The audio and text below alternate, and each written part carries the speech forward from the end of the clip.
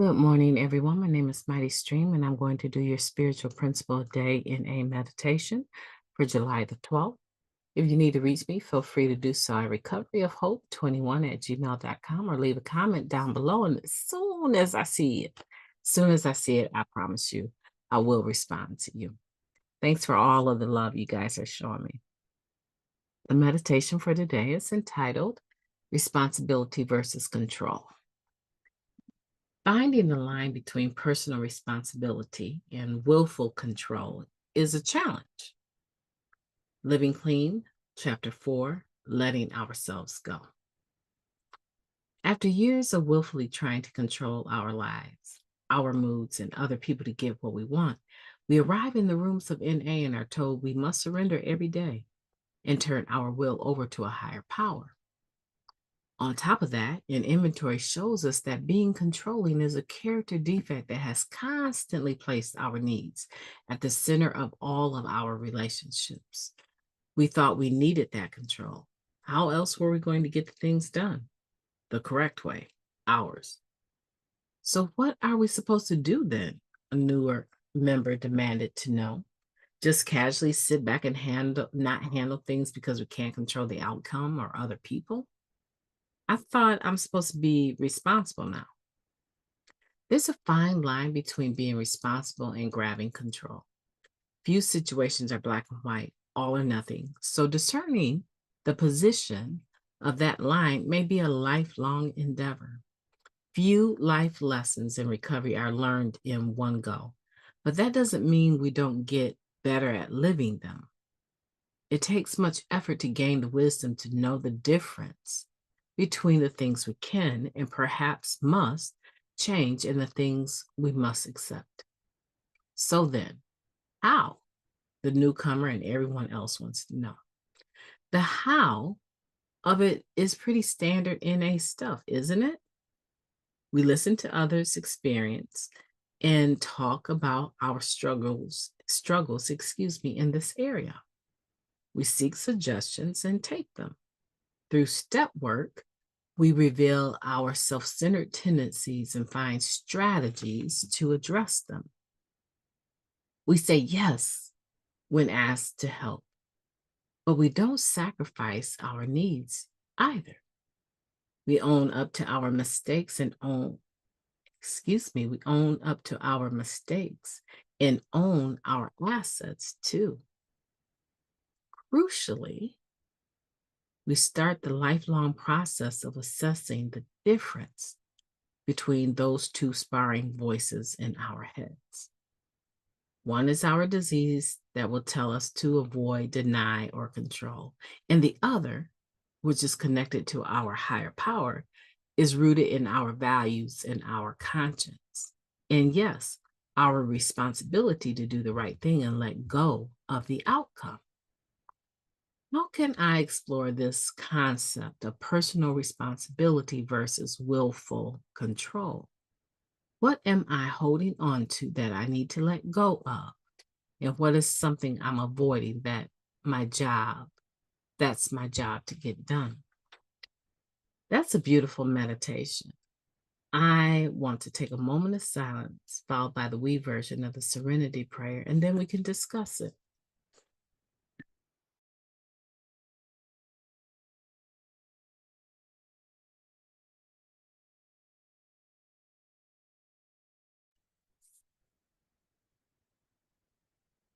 God, grant us the serenity to accept the things that we cannot change, the courage to change the things that we can, and the wisdom to know the difference. So again, we're talking about responsibility versus control, the ability to have patience in a situation and be able to allow it to unfold in a natural way. It doesn't mean that we don't take action. We take action. We do the things that we know we're supposed to be doing. We don't try to force the outcome. We leave that to nature, right? And I can say nature. I can also say we leave it to God, but we want it to take a natural course, which is why I'm saying nature. We leave it to have the results that it's supposed to have. When I'm sharing, I would love for everyone to just, oh my goodness, that was such a beautiful share. But that doesn't happen. There's people that I can be in a meeting and I'm sharing, I'm the speaker, and they will absolutely get so fed up, just walk right out and never come back. And then there's other people that might fill the back of the room. And as soon as they see an empty seat, as soon as those people leave, they move right forward to take that seat and sit down.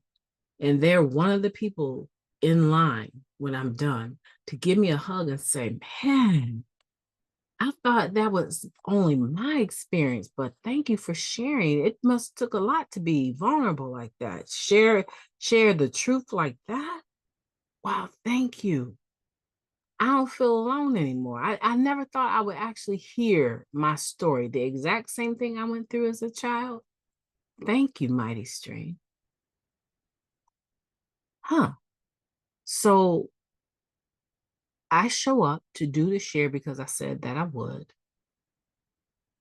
I do the share, even though maybe I was stressed out, even trying to get to the place that I'm supposed to find to share. Maybe maybe, I don't know. I've had things happen to my vehicle just trying to get to the place that I'm trying to go. I've had to ask. One time I was supposed to share somewhere and I had a newcomer with me and my car broke down. And the newcomer had a cast on her leg. And I broke down and pulled over on the side of the highway with my flashers on, and a state trooper pulls up, and he and I are having a conversation. We're having a conversation. Like, I walk up to him, so I'm sure that was dangerous.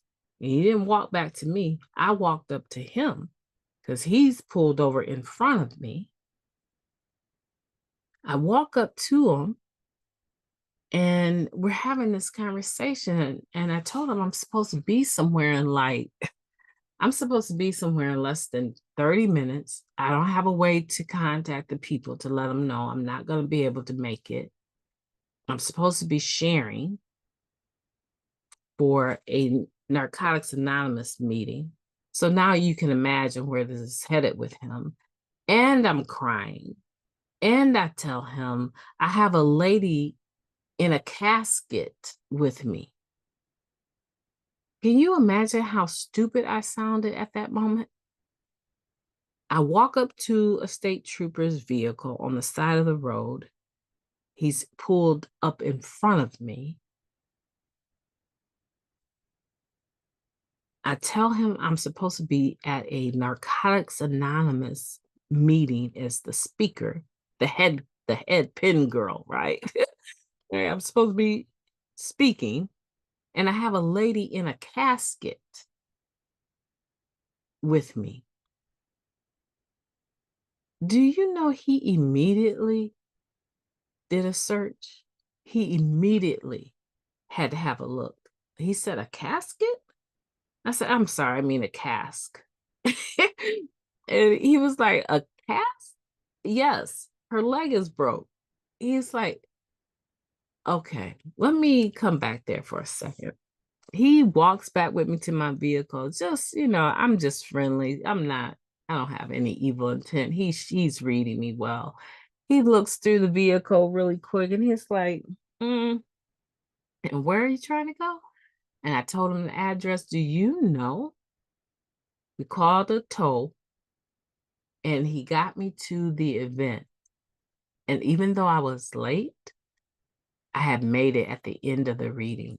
And I was right in the nick of time to share. So don't think that just because I know what I need to do and I'm doing the right thing for the right reasons, that there might not be some trouble along the way. I made it and I did the things that I was supposed to do, but there was trouble along the way. I started out on a journey and it took its course. It didn't take the course that I thought it would take, but it proved to that newcomer that being honest about what you're dealing with the authorities is a lot of times in your best interest, and they can be very helpful if you allow them.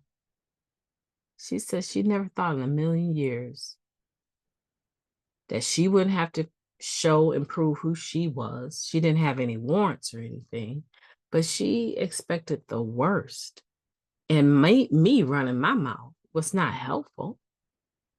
So what's the point? Those people waiting on me for my share, they had a lot of gratitude when I shared how I got. And I didn't have just one or two or three people offering to take me back to my hometown, which was over an hour away. I had almost six people. Six. I had six people, four men and two women, offered to drive us back to our hometown after the meeting. Guess who I took the ride from? Some guy dressed all in a business suit, real personable. He worked for a company called, I can't give you the name of the company. He worked for a auto dealer. I was primed for the picking. A piece of trash.